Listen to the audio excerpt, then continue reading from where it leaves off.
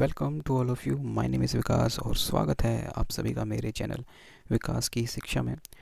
हमने अभी तक काफ़ी सारी स्टोरीज़ पढ़ी हैं, लेकिन मेरे हिसाब से स्टोरी के माध्यम से कुछ हमें सीखने को नहीं मिलता, हमें कुछ ज्ञान की चीज़ें नहीं मिलती। तो मैं एक ऐसा ही आर्टिकल लेके आया हूँ जिसके माध्यम से हमें अपने देश के बारे में जानने को मिलेगा, हमारे देश में क्या रूल थे ये सब जानने को मिलेगा। तो स्टार्ट करते हैं।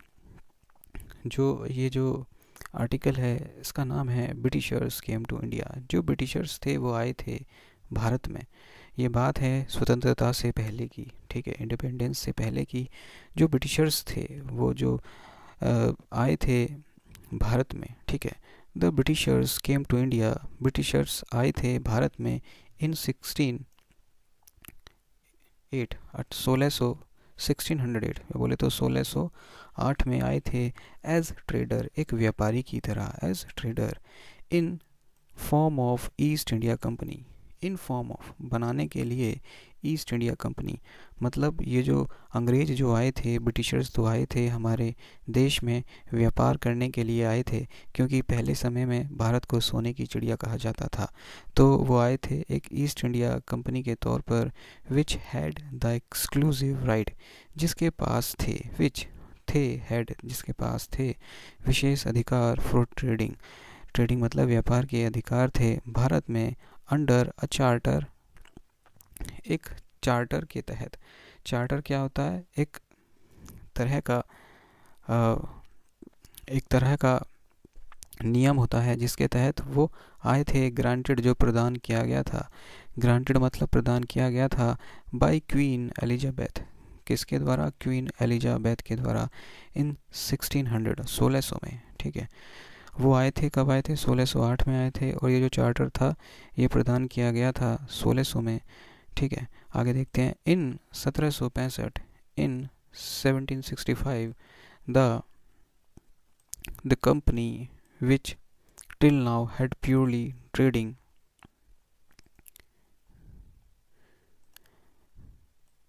the company which till now, जो till now अभी तक, had purely trading function, जो शुद्ध तरीके से, ठीक है, purely had trading, शुद्ध तरीके से व्यापार कर रही थी, ठीक है, फंक्शन मतलब कर रही थी।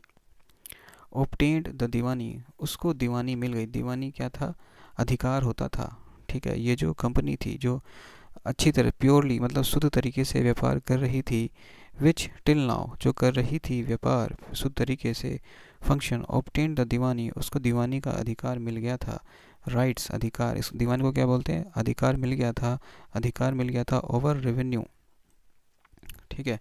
रेवेन्यू, रेवेन्यू क्या होता है? राजस्व, और राजस्व पे अधिकार मिल गया था। और नागरिक, नागरिक कानून पर उसको अधिकार मिल गया था। सिविल जस्टिस मतलब ये जो कंपनी थी इसको अधिकार मिल गया था राजस्व पर और नागरिक कानून पर, ऑफ बंगाल, बिहार और उड़ीसा, ठीक है। तो यहाँ से जो है आप जो है जीके भी सीख सकते हैं। ये बहुत ही मैंने सोचा कि अगर हम स्टोरीज़ पढ़ रहे हैं तो क्यों ना ऐसा टॉपिक लिया जाए जिससे कुछ हमारा ज्ञान भी बढ़ सके, कुछ हमारी जनरल नॉलेज भी बढ़ सके। तो मेरा चैनल जिन्होंने सब्सक्राइब नहीं किया तो प्लीज़ अभी सब्सक्राइब कर दीजिए, ठीक है। तो आगे देखते हैं। जो कंपनी आई थी उसको प्राप्त हो गया था दीवानी। दीवानी का मतलब अधिकार, मतलब आए तो वो बाहर से थे, अंग्रेज़ थे, लेकिन उन्हें अधिकार मिल गया हमारे देश में। किस चीज़ का? राजस्व पर। राजस्व क्या होता है? हमारा जो पैसा होता है, जो हम पैसा इकट्ठा होता है हमारी सरकार का, उस पर अधिकार मिल गया। नागरिक जस्टिस, नागरिक जो कानून होता है उस पर उनको अधिकार मिल गया। लेकिन मिला कहाँ का पर? ऑफ बंगाल, बंगाल का, बिहार और उड़ीसा, इन तीनों जगह पर उनको ये अधिकार मिल गए, ठीक है। कैसे याद करेंगे? BBO, ठीक है, बी से बंगाल, बिहार और Orissa. This started its career as territorial territorial power. This started, इसने स्टार्ट किया अपना करियर, ठीक है, its career as a territorial power, एक क्षेत्रीय, टेरिटोरियल मतलब क्षेत्रीय शक्ति की तरह, क्योंकि ये क्षेत्र थे, ये क्षेत्र, ये क्षेत्र, ये क्षेत्र, एक क्षेत्रीय शक्ति की तरह इसने अपना करियर स्टार्ट किया इन 1858, 1858, In the wake of the Sepoy mutiny, the British Crown assumed direct responsibility for the governments of India. ठीक है. In mutiny, सिपाही mutiny. In the wake of मतलब के लिए, के वास्ते. ठीक है. द सिपाही म्यूटनी, सिपाही का मतलब जो सिपाही का जो विद्रोह हुआ था, म्यूटनी मतलब क्या होता है, विद्रोह हुआ था. ठीक है.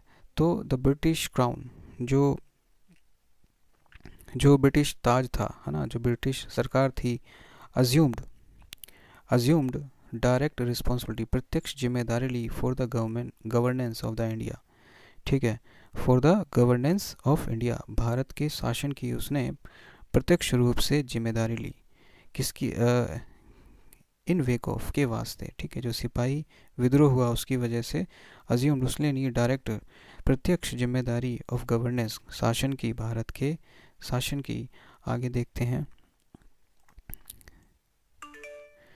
दिस रूल कंटिन्यूड, यह जो रूल था, नियम था, वो चला, कंटिन्यूड रहा, until India was granted independence on August 1597. ये जो रूल था वो चला अंटिल, कब तक चला?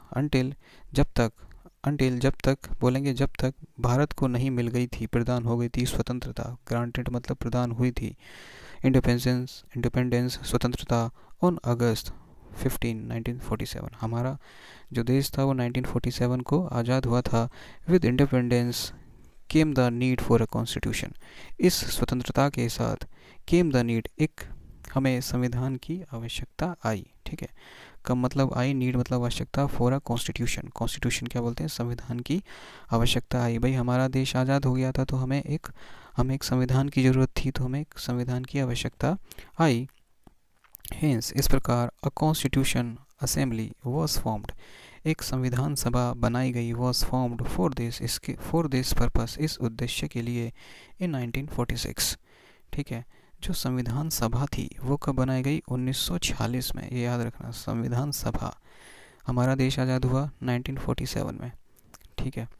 अब उससे पहले ही जो कॉन्स्टिट्यूशन असेंबली थी, ठीक है, वो कब बनाई गई थी? 1946 में, आज़ाद होने से पहले. And on January 26 1950 the constitution came into being. ठीक है. अब जो हमारा संविधान जो लागू हो गया था वो कब हुआ था? वो अस्तित्व में आया. केम इनटू बीइंग, वो आया संविधान, इनटू बीइंग, बीइंग का मतलब होता है अस्तित्व में आया. ठीक है. 26 जनवरी 1950 को हमारा संविधान अस्तित्व में आया. हाउएवर, इस प्रकार वेरियस, काफ़ी सारे features of the Indian constitution and polity have their roots in British rule. तो इस प्रकार काफ़ी सारे फीचर्स, ठीक है, काफ़ी सारे जो फीचर्स हैं, जो विशेषताएं थी, ठीक है, इंडियन कॉन्स्टिट्यूशन की, भारतीय संविधान की और पॉलिटी की, ठीक है, और पॉलिटी की, राजनीति की, हैव देयर रूट, उसकी जड़ थी. ठीक है. कहाँ थी? ब्रिटिश रूल में, ब्रिटिश शासन में. There were certain event, there मतलब देयर वर सर्टेन, कुछ निश्चित घटनाएं रही थीं, इन ब्रिटिश रूल, कुछ ब्रिटिश शासन में, that laid down the legal framework, मतलब कुछ निश्चित ऐसी घटनाएं थी जिसकी वजह से कुछ लीगल कानूनी ढांचा बनाया गया, लेट डाउन हुआ, फॉर द ऑर्गेनाइजेशन, संगठन के लिए, एंड फंक्शन, कार्य के लिए, फंक्शन करने के लिए, सरकार के फंक्शन करने के लिए, एंड एडमिनिस्ट्रेशन मतलब प्रबंधन के लिए, इन ब्रिटिश इंडिया, जब ब्रिटिश इंडिया थी, जब ब्रिटिश की सरकार थी भारत में, तब ये सारे जो फ्रेमवर्क थे, कानूनी जो ढांचा था, लीगल मतलब कानूनी फ्रेमवर्क ढांचा था, फॉर द ऑर्गेनाइजेशन, संगठन के लिए, एंड फंक्शनिंग, कार्य के लिए, सरकार में, गवर्नमेंट में. ठीक है.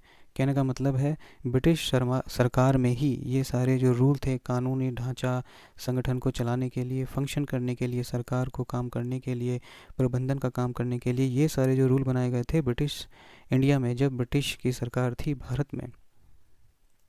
ठीक है.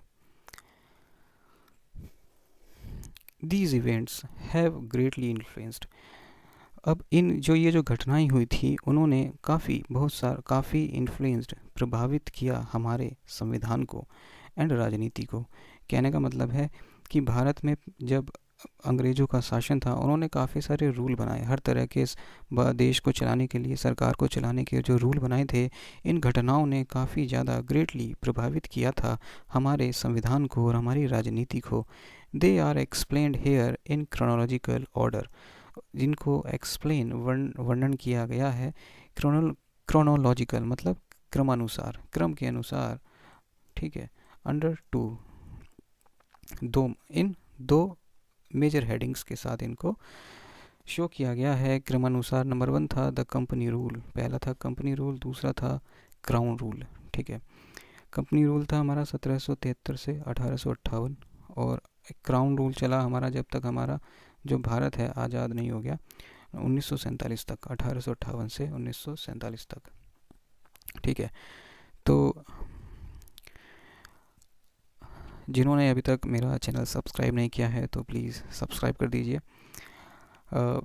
तो इस चैप्टर से या इस आर्टिकल से हमें काफ़ी कुछ जानने को मिला कि जो ब्रिटिशर्स थे वो कब आए, 1608 में आए थे। ठीक है, और जो ईस्ट इंडिया जो कंपनी थी वो बनी थी 1600 में।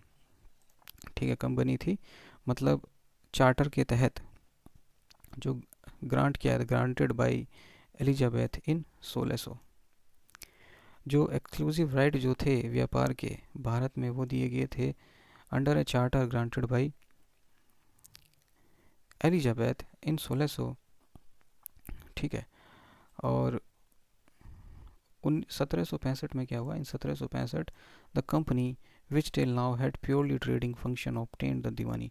1765 में उसको जो है अधिकार मिल गए थे पूरी तरह से, किस चीज़ के, रेवेन्यू के, राजस्व के और सिविल जस्टिस के, बंगाल, बिहार, उड़ीसा में। ठीक है, आगे देखते हैं। And in 1858 the wake of सिपाही मुटनी In the wake of the सिपाही मुटनी the British Crown assumed direct responsibility of the governance। 1858 में अंग्रेज़ों ने जो है डायरेक्ट जिम्मेदारी ले ली थी सरकार की। ठीक है, भारत में, और हमारा देश तो आज़ाद हुआ था, तो सबको पता ही होगा 15 अगस्त 1947 को। और जो हमारा जो संविधान है वो लागू हुआ था, कब लागू हुआ था, वो अस्तित्व में कब आया था, केम इन टू बींग। ठीक है, केम इन टू बींग इन 26 जनवरी 1950 को। ठीक है, और कॉन्स्टिट्यूशन असेंबली, ये याद रखना, जो संविधान सभा बनाई गई थी।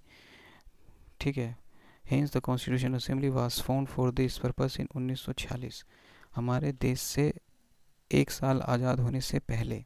ठीक है, बनाई गई थी 1946 को, क्या, कॉन्स्टिट्यूशन असेंबली।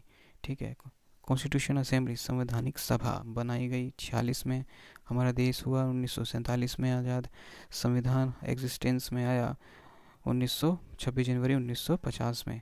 ठीक है, अस्तित्व में आया। तो ये आपको जो प्रेजेंटेशन है मेरी कैसी लगी, प्लीज़ सब्सक्राइब बिना किए नहीं जाना। Thank you.